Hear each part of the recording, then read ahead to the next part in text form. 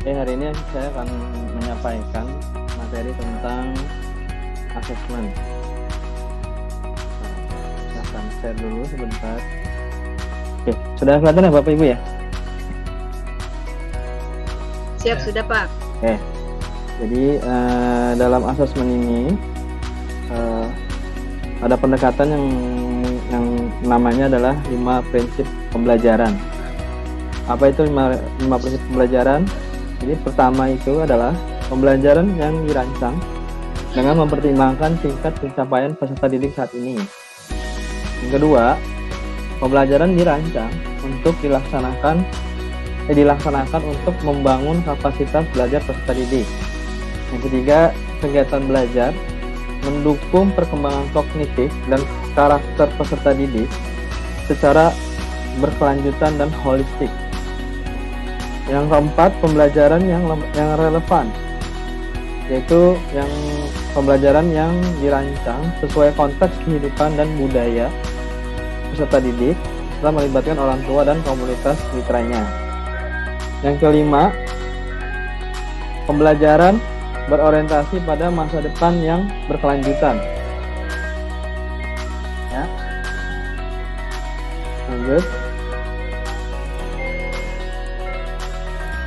Yang lanjut adalah namanya 5 prinsip asesmen. Yang pertama, asesmen merupakan bagian terpadu dari proses pembelajaran, memfasilitasi pembelajaran, menyediakan informasi sebagai umpan balik untuk guru, peserta didik, dan orang tua. Yang kedua, asesmen perlu dirancang dan dilakukan sesuai dengan tujuannya. Asesmen dirancang secara adil, valid, dan dipercaya sehingga informasinya kaya di asesmen tersebut, kaya bagi guru, peserta didik, dan orang tuanya mengenai pencapaian pada peserta didiknya.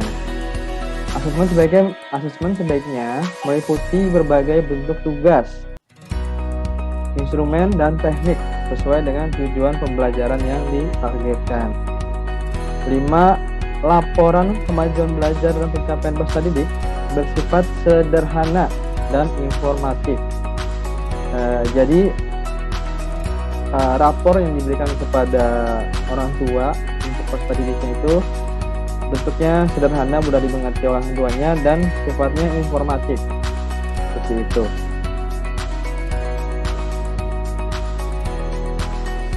Nah, lanjut. Jadi guru merancang pembelajaran berdasarkan hasil asesmennya. Ya, jadi di asesmen ini dikembangkan sejak awal perencanaan, sehingga kegiatan asesmen terintegrasi dan keterkaitan erat dengan pembelajarannya.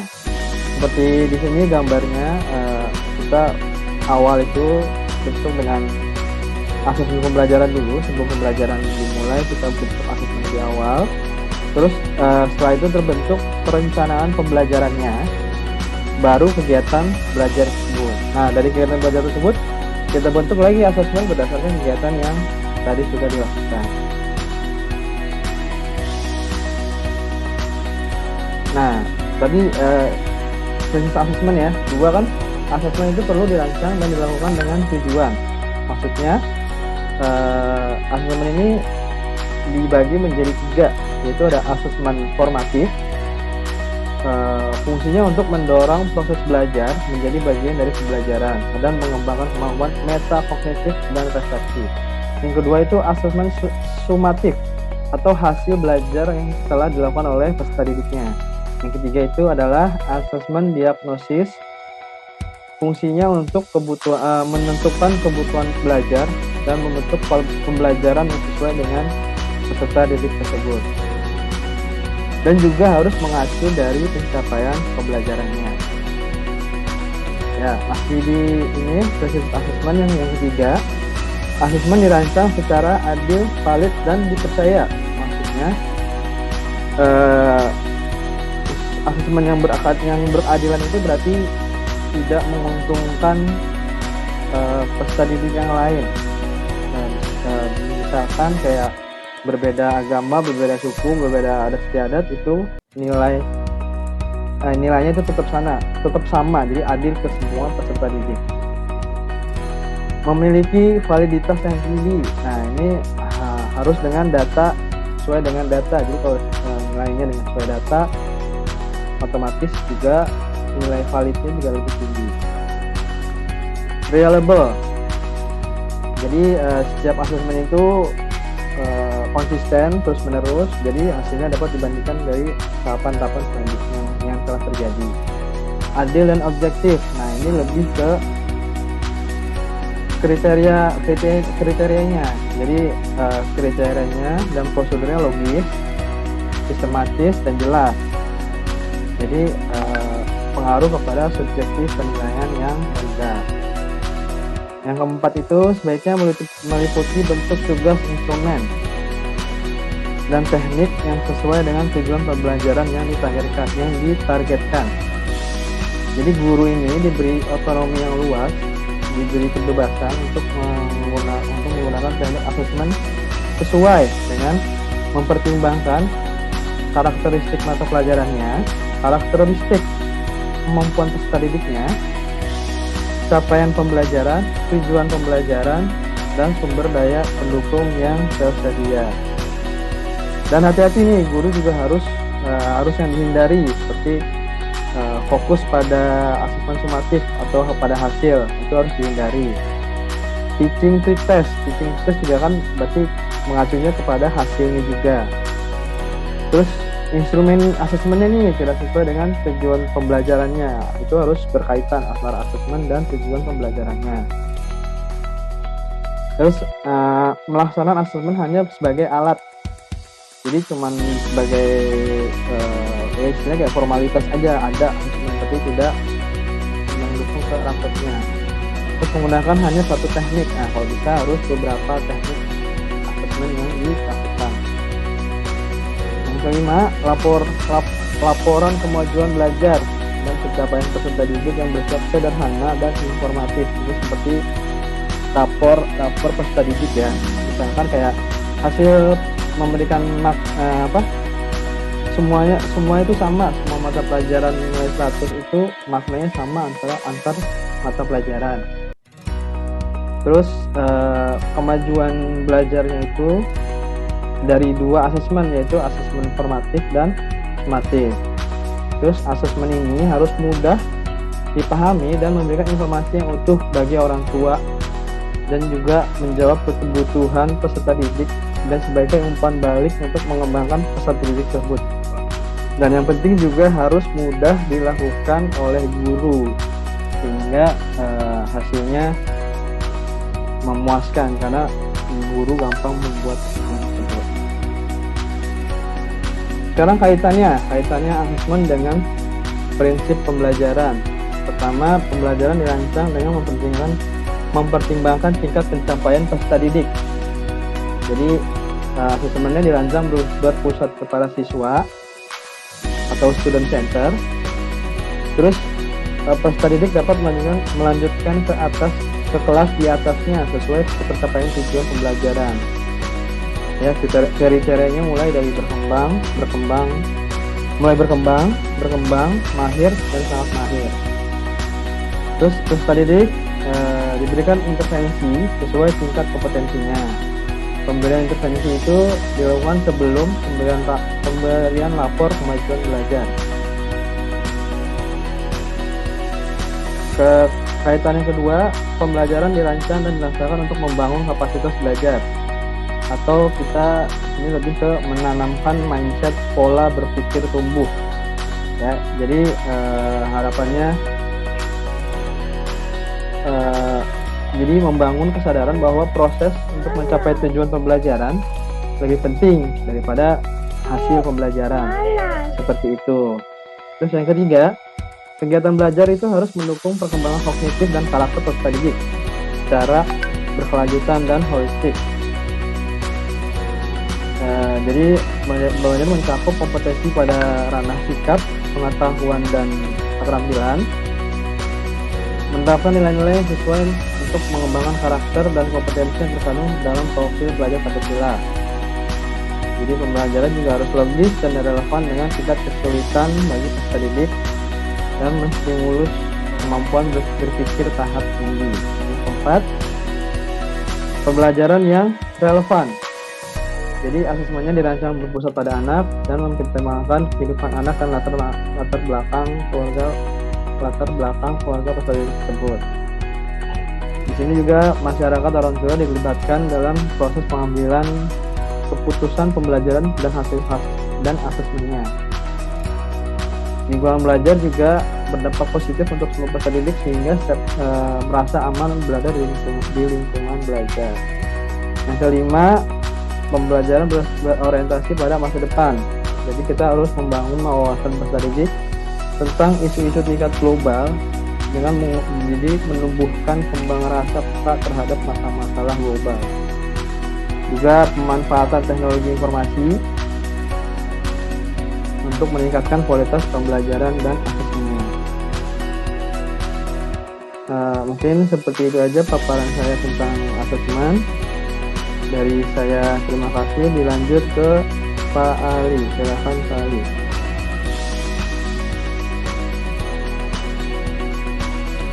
Baik, terima kasih Ridwi. Ya, adapun untuk yang saya akan sampaikan yaitu berkaitan dengan merdeka dalam belajar, yang mana akan saya tampilkan terlebih dahulu. Ya, oke, baik. Yang pertama itu berkaitan dengan masalah filosofi ya yang disampaikan oleh Ki Hajar Dewantara, yang kaitannya adalah di sini mengarah kepada bagaimana menciptakan suatu kondisi di mana anak-anak yang dalam pembelajaran itu mengasihkan, enak, dan dapat melakukannya dengan sebaik mungkin dengan hasil yang baik pula. Adapun di sini yang termasuk daripada penjabaran daripada filosofi yang disampaikan oleh Ki Hajar Dewantara ini, yaitu yang pertama dasar-dasar dari pendidikan itu sendiri, yang mana kita akan melihat di sini adalah penggabungan dari kedua kata, di mana ya yang di sini pengertian dari pengajaran ya itu merupakan salah satu bagian daripada pendidikan, di mana maksudnya adalah pengajaran itu tidak lain adalah pendidikan dengan mencari ilmu atau berfaedah buat hidup anak-anak baik lahir maupun batin. Ya artinya di sini bukan sekedar lahirnya saja, tapi bagaimana dia merasakan kenyamanan dari sisi mentalitas gitu. Yang kedua adalah yaitu berkaitan penjabaran dari filosofi Ki Hajar Dewantara itu, yaitu hanya tumbuh dalam hidup ya, hanya tuntunan dalam hidup. Nah di sini kalau kita lihat ya, pendidikan itu hanya suatu tuntunan. Jadi dituntun, dibimbing ya dalam hidup ya tumbuhnya anak-anak ya, anak-anak kita gitu sebagai peserta didik. Dimana artinya adalah bahwa hidup tumbuhnya anak itu terletak di luar kecakapan atau kehendak kita kaum pendidik ya.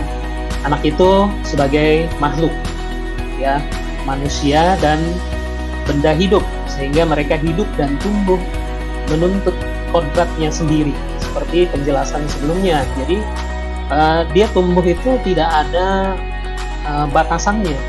Jadi dia peserta didik itu dia tumbuh sebagai kodratnya sebagai manusia. Selanjutnya adalah akan menjadi suatu bagian yang akan ditanyakan, yaitu berkaitan dengan tuntunan pendidikan itu sendiri gimana ya, yang mana bagaimana kita ya di dalam hidup tumbuhnya anak-anak, tetapi perlu juga pendidikan. Nah itu berhubungan dengan kodrat, keadaan dan keadaannya setiap anak peserta didik. Adakala anak atau peserta didik tidak baik dasarnya, itu anak tersebut perlu mendapatkan tuntunan agar semakin baik dalam semakin baik budi pekertinya. Jadi dasar-dasar inilah yang sebenarnya menjadikan pembelajaran itu dia merasakan kesungguhan dan menjadi bagian yang dibutuhkan oleh peserta didik. Selanjutnya adalah dasar jiwa anak dan kekuatan pendidikan. Nah, yang dimaksud ini adalah dasar jiwa, yaitu keadaan jiwa ya yang asli. Jadi setiap manusia itu ia mempunyai jiwa aslinya, artinya dia sudah terdapat dari awal sejak dia dilahirkan, yaitu menurut kodratnya sendiri dan belum dipengaruhi oleh keadaan di luar diri ya. Jadi kalau kita lihat di situ anak-anak pada saat awal-awal di kelas atau fase A ya, itu anak-anak kadang-kadang dia lugu, polos gitu. Kita akan melihat gitu ya. Nah akhirnya kondisi seperti ini menyebabkan mereka itu ya karena dipengaruhi oleh kondisi luar ya, yang artinya di luar daripada jiwa aslinya atau dasar jiwanya, maka akan berubah. Dan hal ini kadang-kadang cenderung kepada hal-hal yang tidak baik. Padahal sebenarnya kalau kita bimbing, kita arahkan ya kepada atau sesuai dengan dasar jiwanya, maka dia akan terus tertanam ya hingga dia besar dan dia berhasil. Yang kelima adalah tabiat yang dapat dan yang tidak dapat berubah ya. Dimana di sini watak manusia itu dibagi menjadi dua. Yang pertama dinamakan bagian yang intelijen ya, intelligible ya, yaitu bagian yang berhubungan dengan kecerdasan, angan-angan atau pikiran, intelek ya, terhadap dapat berubah menurut pengaruh pendidikan dan keadaan ya. Jadi pendidikannya siapa ini? Makanya memang di sini bagian daripada pendidikan dasar yang memang termasuk yang ditekankan oleh Ki Hajar Dewantara itu adalah pendidikan yang memang diawali dari rumah ya, sehingga hal ini menjadi suatu pembentuk ya pada saat nanti dia masuk sekolah ya. Terus yang kedua adalah dinamakan bagian yang biologis, itu bagian yang berhubungan dengan dasar hidup manusia ya, dan yang dikatakan tidak dapat berubah lagi selama hidupnya. Jadi memang ada hal-hal yang memang berhubungan dengan dasar hidup manusia itu yang memang sebenarnya itu sudah tertanam gitu, yang memang itu tidak bisa dirubah ya. Misalnya bawaannya gitu, bawaannya dari kecil ya, misalnya dia agak sedikit keras gitu, itu akan tetap terbawa gitu. Namun keras yang dia lakukan itu bisa diarahkan ya, sehingga keras yang dia miliki yang memang sudah awalnya dasar dimiliki itu tidak menjadi suatu hal yang berdampak negatif. Selanjutnya perlunya menguasai diri dalam pendidikan budi pekerti. Watak biologis dan tidak dapat lenyap ya, itu dari jiwa manusia dan sangat banyak contohnya. Kita juga dapat melihat adanya kehidupan setiap manusia. Misalnya di sini kalau kita lihat orang yang karena pendidikannya, keadaan dan pengaruh lainnya seharusnya berbudi dermawan. Namun demikian, jika ia memang mempunyai dasar watak kikir atau pelit, maka ia akan selalu kelihatan kikir walaupun orang tersebut tahu akan kewajibannya sebagai dermawan ya terhadap fakir miskin, yang mana di sini pengaruh pendidikannya yang baik ya. Jadi itu ya. Jadi sekali lagi ini berkaitan dengan yang tadi di atas, yaitu berhubungan dengan pendidikan awal yang memang didasari atau diawali di rumah yang dilakukan oleh orang tua. Terus janganlah pendidik itu ya dia berputus asa karena menganggap tabiat-tabiat. Ini kadang-kadang memang sangat variatif sekali gitu ya, kondisi yang ada di sekolah atau di satuan pendidikan, yang mana kita akan bertemu atau bahkan berbenturan dengan sifat anak-anak yang berbeda. Nah, ini merupakan mungkin ya kembali pada tantangan yang memang kita harus bisa lakukan dan bisa kita menyelesaikannya, ya. Oke, selanjutnya jenis-jenis budi pekerti. Kalau kita lihat sebenarnya budi pekerti seseorang itu dapat mewujudkan sifat, ya, kebatinan seseorang dengan pasti dan tetap. Kita juga harus mengetahui pula bahwa tidak ada dua budi pekerti orang yang sama. Ya, ini memang benar. Kita lihat walaupun dia sama-sama pendiam, ya mungkin tetap ada ya perbedaannya, ya. Atau dia sama-sama pintar, ya. Atau dia sama-sama bersemangat, atau dia dari sisi prestasi, tapi memang tetap ada perbedaannya. Nah, sehingga orang dapat mempunyai ya ikhtisar tentang garis-garis atau sifat-sifat watak orang secara umum. Jadi memang kita sebagai garis-garis atau sifat watak-watak yang ada dalam yang ada pada peserta didik. Terus selanjutnya naluri pendidikan. Setelah ikhtisar, artinya maksud dan tujuan pendidikan itu dijelaskan pada uraian sebelumnya, sekarang kita akan dijelaskan bagian-bagian khusus untuk pemulaan mengenai syarat-syarat dan alat-alat yang dalam pendidikan yang teratur. Disebut yang teratur sebab pendidikan itu selamanya berlaku di tiap-tiap ya keluarga dengan cara yang tidak teratur.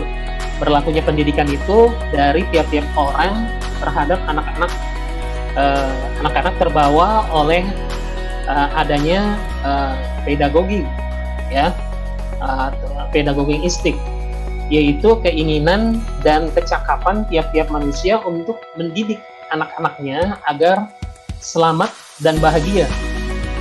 Di mana naluri atau insting itu disebabkan pula oleh adanya naluri yang pokok, ya, yang bertujuan agar terwujudnya keberlangsungan keturunan, ya, yang memang diharapkan, ya, artinya keturunan yang berkualitas. Artinya berkualitas bukan dari sisi ilmu aja, tapi yang lebih terpenting adalah dari sisi kualitas secara mental, secara karakter. Ya, baik, itu saja yang bisa saya sampaikan. Ya, mudah-mudahan kita bisa lebih banyak memahami dan juga bisa dapat mengaplikasikan di dalam pembelajaran di satuan pendidikan kita. Terima kasih. Assalamualaikum warahmatullahi wabarakatuh. Waalaikumsalam warahmatullahi wabarakatuh.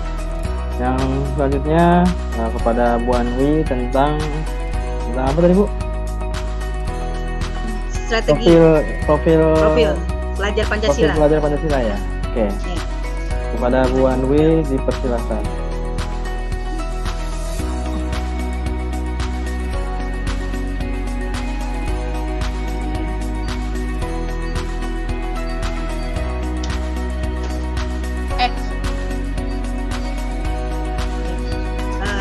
Bisa ini. Baik, untuk saya profil pelajar Pancasila didahului dengan pendahuluan kerangka dasar kurikulum, profil pelajar Pancasila, dan struktur kurikulum, dan yang terakhir adalah prinsip pembelajaran dan asasmen. Prinsip pembelajaran dan asasmen. Di sini prinsip, mengapa prinsip, ya? Di sini ada satu nilai-nilai yang melandasi kebijakan dan praktik terkait pembelajaran dan asesmen di kelas. Jadi yang berikutnya bukan pendekatan dan teknik konkret dalam mengajar dan melakukan asesmen. Yang berikutnya yaitu penerapannya bisa beragam sesuai dengan kondisi atau konteks. Yang terakhir, guru perlu memahami prinsip-prinsip yang melandasi pembelajaran dan asesmen. Next, prinsip pembelajarannya. Untuk mencapai profil pelajar Pancasila, perlu terwujud pembelajaran yang pertama. 1.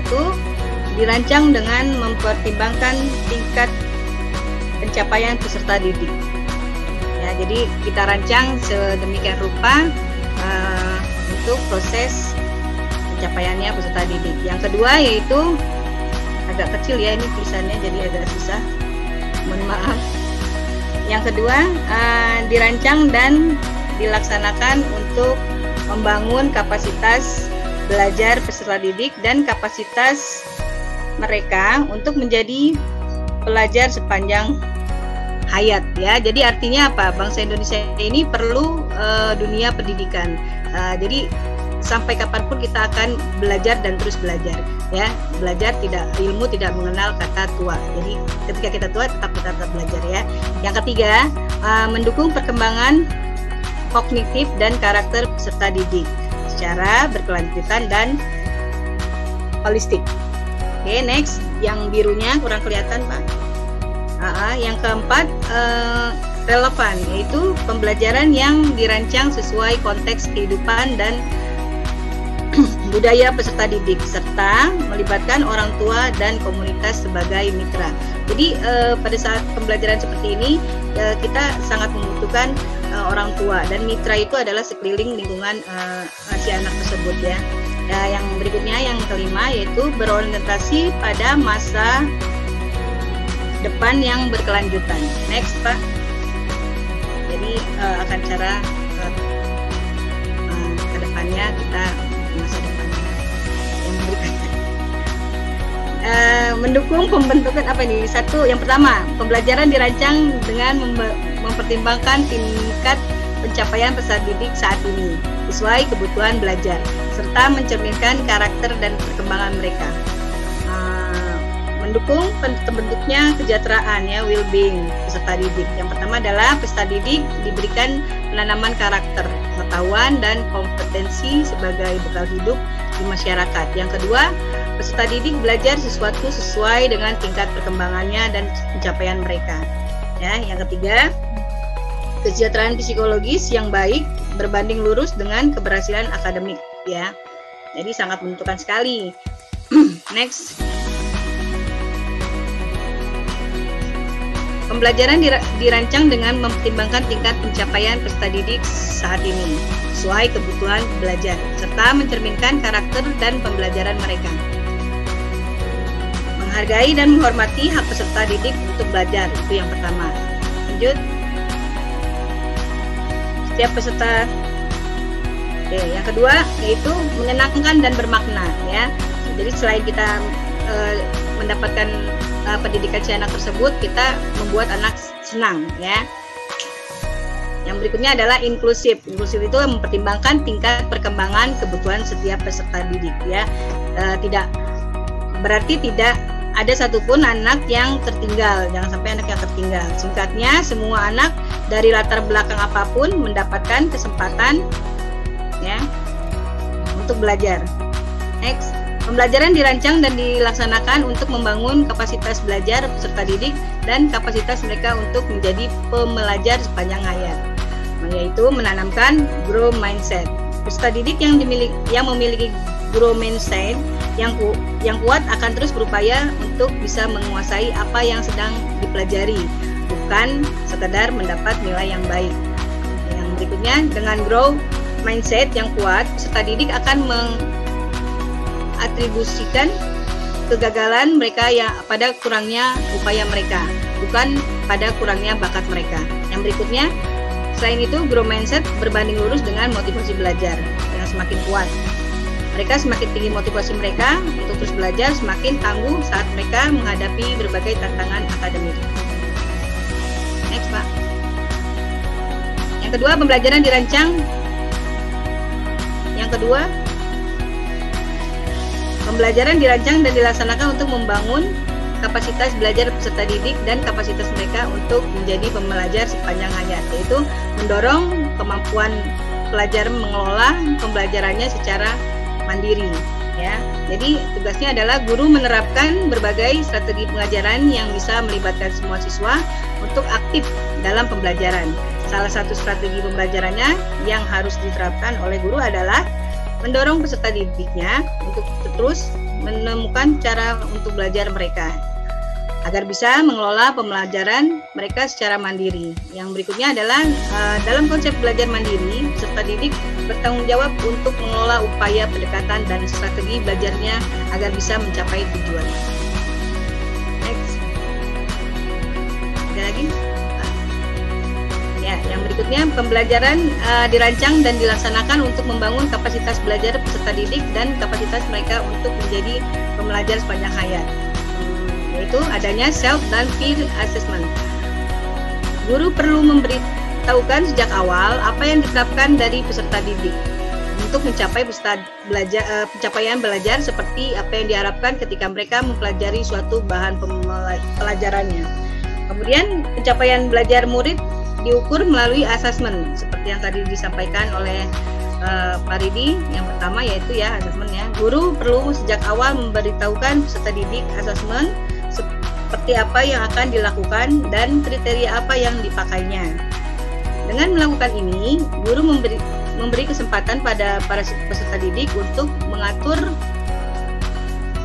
strategi pembelajaran mereka agar bisa mendapatkan capaian pembelajaran yang mereka harapkan.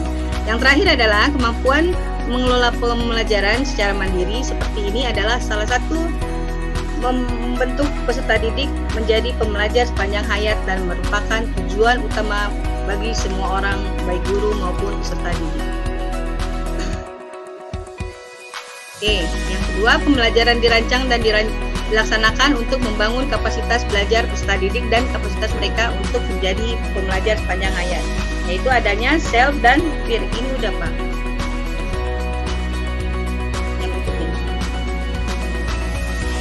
Ya, pembelajar dirancang dan dilaksanakan. Bisa turun Pak. Ya. Peserta didik merasakan ownership, yaitu kepemilikan terhadap proses belajar dan guru sebagai pendorong dan fasilitator. Peserta didik merasakan manfaat yang besar ketika guru bertindak sebagai fasilitator yang membuat proses pembelajaran menjadi mudah. Sebagai fasilitator, guru hadir untuk menyediakan sumber belajar, ya. Jadi guru tugasnya memantau juga. Guru juga menerapkan pembelajar kooperatif di kelas, di mana peserta didik saling bekerjasama dalam menyelesaikan permasalahannya. Yang terakhir, guru menekankan bahwa sesama teman, bahkan siapa saja bisa menjadi guru bagi kita dan di mana saja adalah kelas. Dengan kata lain, peserta didik didorong untuk memandang siapa saja dimanapun mereka berada, memberikan pelajaran, yaitu tutor sebaya biasanya kita sebut. Lanjut. Yang ketiga, kegiatan belajar mendukung perkembangan kognitif dan karakter peserta didik secara berkelanjutan dan holistik. Keseimbangan antara kognitif dan kompetisi dan karakter, yaitu pembelajaran yang baik tidak terus-menerus berfokus pada perkembangan kognitif. Dengan menjadi fasilitator memberikan bimbingan kepada peserta didik, guru juga menumbuh kembangkan kemampuan non-kognitif seperti mereka motivasi dan refleksi, afeksi. Berikutnya, menerapkan nilai-nilai yang sesuai untuk mengembangkan karakter dan kompetensi yang terkandung dalam profil pelajar Pancasila. Nah, yaitu pembelajaran juga mempertimbangkan perkembangan karakter dan kompetensi. Yang berikutnya, karakter dan kompetensi tersebut adalah yang pertama, beriman, bertakwa kepada Tuhan Yang Maha Esa dan berakhlak mulia. Yang kedua, berkebinekaan global. Yang ketiga, bergotong royong. Yang keempat, mandiri. Yang kelima, bernalar kritis. Dan yang keenam, kreatif. Next. Kegiatan belajar mendukung perkembangan kognitif dan karakter peserta didik secara berkelanjutan dan holistik, ya, mempunyai keseimbangan antara kognitif dan kognitif, kompetisi dan karakter. Pembelajaran yang baik tidak terus-menerus berfokus pada perkembangan kognitif peserta didik. Ya, yang berikutnya yaitu menerapkan nilai-nilai yang sesuai untuk mengembangkan karakter dan kompetensi yang terkandung dalam profil pelajar Pancasila. Ya. Next. Oke.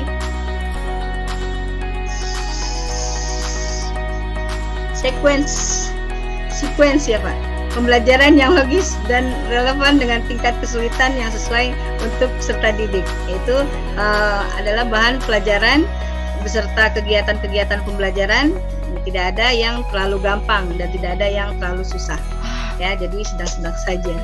Proses di mana guru memberikan keteladanan, menurut Ki Hajar Dewantoro, yaitu ingarso sungkulodo, yaitu membangun kemauan, imadio manguntarso, dan mengembangkan kreativitas peserta didik Tuturi Handayani. Ya, di sini adalah guru menjadi teladan bagi peserta didik, mengembangkan kemauan mereka, memberikan, mendukung kepada mereka, dan agar mereka bisa mengembangkan kreativitas mereka sendiri. Yang terakhir adalah menstimulus kemampuan berpikir tahap tinggi. Keren. Lanjut. Yang keempat, pembelajaran yang relevan, yaitu pembelajaran yang dirancang sesuai konteks kehidupan, menghargai budaya peserta didik, serta melibatkan orang tua dan komunitas sebagai mitra. Itu berpusat pada anak, ya, di mana kehidupan latar belakang setiap anak sangat berbeda, yang menjadi pertimbangan guru dalam merancang dan membuat pembelajaran dan asuhan. Yang berikutnya, yang kedua, menguatkan identitas anak sebagai bagian dari lingkungannya. Yang ketiga, keselarasan antara pembelajaran dan berlangsung di sekolah, rumah, dan lingkungan masyarakat. Yang keempat, mengembangkan kemampuan untuk hidup bermasyarakat. Yang kelima, peka, menghargai, dan responsif terhadap perbedaan setiap individu peserta didik dan latar belakang sosial mereka, sosial ekonomi budaya mereka. Berikutnya, lingkungan belajar dengan iklim positif untuk semua peserta didik sehingga setiap individu merasa aman untuk berada di lingkungan belajar. Terakhir, pembelajaran yang lepas dari diskriminasi atau sara, tidak meninggalkan pelajaran manapun, serta memberikan pengembangan ruang untuk identitas, kemampuan, minat, bakat, serta kebutuhan pelajar. Langsung saja Pak, yang ke situnya Pak. Strukturnya ya, struktur dari yang sudah. Ya, boleh ini yang Bapak ya. Ya. Atau sampai di sini aja saya berikan materinya.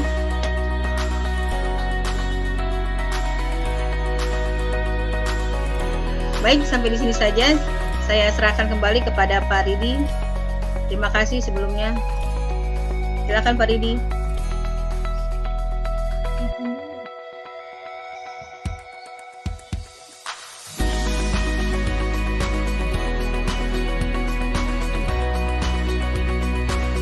Mood. Oke, terima kasih. Ya, mohon maaf. Oke, terima kasih atas pemaparannya dari Bu Andwi. Mungkin seperti itu pemaparan dari kelompok 1, yaitu tadi pertama tentang asesmen, yang kedua tentang asas pendidikan yang memerdekakan, yang kedua itu tentang profil pelajar Pancasila. Sekian dari kami. Lebih kurangnya kami mohon maaf. Wassalamualaikum warahmatullahi wabarakatuh. Dadah semuanya. Waalaikumsalam warahmatullahi wabarakatuh. Terima kasih Pak Ridi, Pak Ali, terima kasih semuanya. Ya, sama-sama semuanya.